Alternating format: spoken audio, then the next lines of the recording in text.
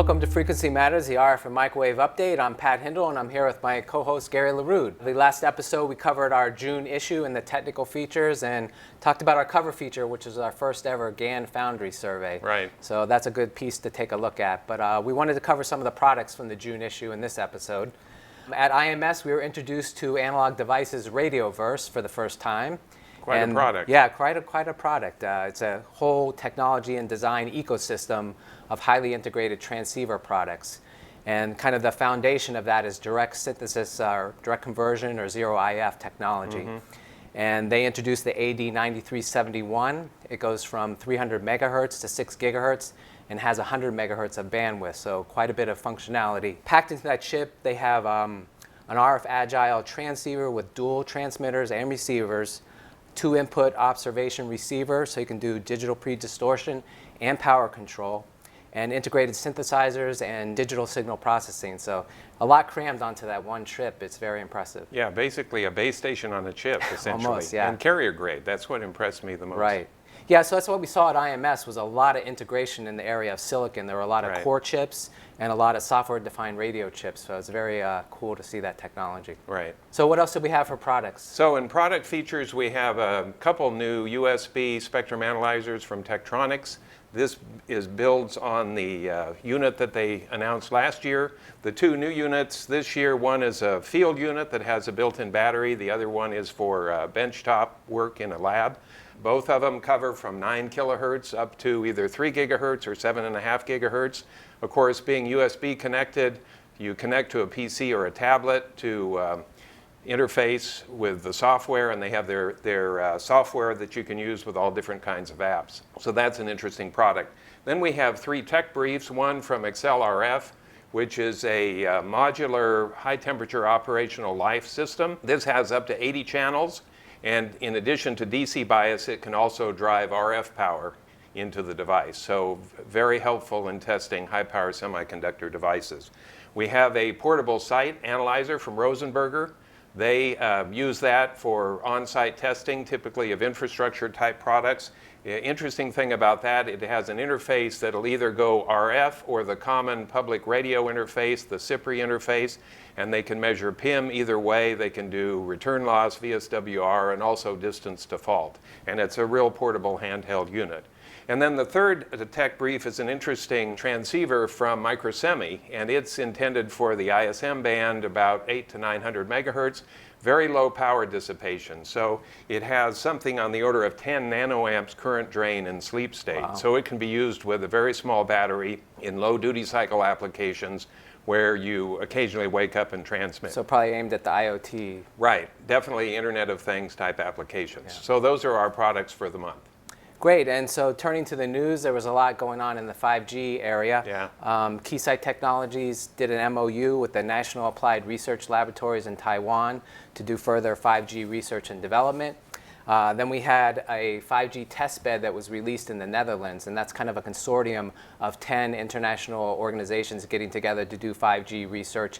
But the important thing is they're also going to do practical applications. So I think that's a key thing for 5G is to find out what applications really justify that kind of speed and low latency. Right. And the most interesting was Sprint disclosed that they were the first U.S. carrier to demonstrate elements of a 5G system in a large-scale public area. So they went to the Copa America soccer tournament in Santa Clara, California, and they were able to demonstrate a 5G system with low millisecond latency, so they were able to demonstrate virtual reality applications, and they also were able to stream 4K digital video, so that was amazing. Yeah, pretty impressive. Yeah, they used 73 gigahertz spectrum, which is very high millimeter wave range, which you haven't seen a lot of systems utilize yet, but they've talked a lot about it.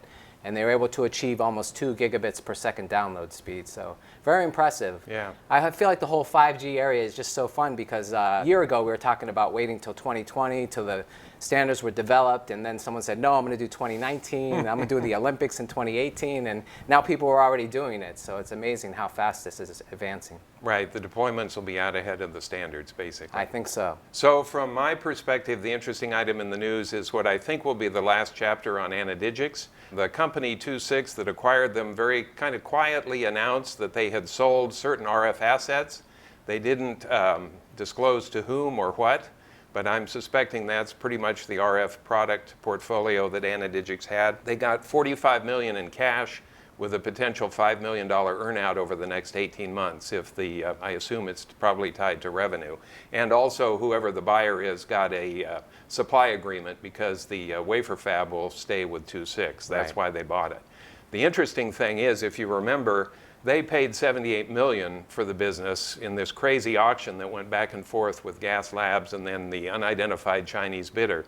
So if you look at the net cost to them for the fab turns out to be about $33 million if they don't have to pay for the earnout. So it's kind of an interesting closing the circle now on the Anadigix story. Probably end up being a good deal, right? Yeah, I think so, probably. And then the other thing I wanted to mention, we had the opportunity, as you know, to interview Bryan Goldstein from Analog Devices. He's the general manager of the Aerospace and Defense business unit.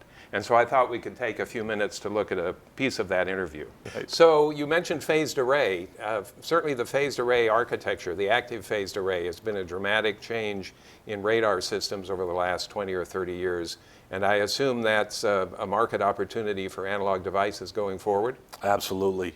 You know, our breadth of portfolio is having a major impact in the direction that technology is going. You know, as you know, the new architectures are driven around the high-speed converters and transceiver technologies. Right. And our silicon technologies are really driving the simplification of these architectures, and combine that with our RF microwave in the area of beamforming core chips, in the area of GaN transmit receive functionality, and you can see how we're going to help revolutionize the phased array technology in the not too distant future. This market was once dominated by the tier 1 defense companies, right. And this technology was very, very expensive. Mm-hmm. But with the advent of the integrated silicon, the high-speed converters, our integrated transceiver chips, we're able to really drive down the cost and really simplify the architectures. You can basically put a high-speed converter at every element of the array, and our customers are able to envision themselves doing some very, very interesting things in both the military and civil applications. It's an area where the commercial world, in terms of automotive radar, has helped and drive down some of the silicon costs. The right. military has developed the GaN, and together there's been a real interesting synergy between our commercial work and our military work, helping both sides advance the technology. So we had quite a wide-ranging conversation with Bryan, and you can see the rest of the interview online. It'll be a special edition of Frequency Matters. Yeah, I was very impressed by the breadth of the defense products that they're doing. Very impressive. Right. We did get a tour of their facility several months ago, and this kind of builds on that. So. Yeah. And so turning to events, kind of our final chapter in IMS, we released 30 videos online, so go to our website and check those out. There's both demos and interviews for the whole event. And IMS actually recently disclosed that they had close to 10,000 attendees, so they almost hit that 10,000 total attendee mark that they've been hitting in San Francisco and Boston in the past. So looks like they kind of swung back to a nice turnout there. Right. It was a good show. A lot of people there, and it doesn't surprise me they were close to 10,000. Yeah. And then also on EDICon USA in Boston, September 20th through the 22nd, registration is open. So please go to www.ediconusa.com and you can register for that event. Yeah, it's great. I hope we get a lot of turnout, certainly from the Boston area. As you well know, we're busy putting the program together, and it's going to be a great show. Yeah, we already have over 120 companies, so it's going to be a big event. Excellent.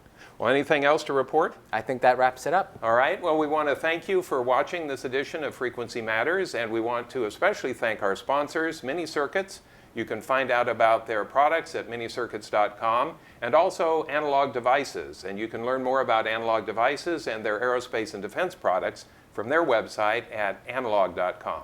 Thanks for watching, and we look forward to having you join us for the next episode.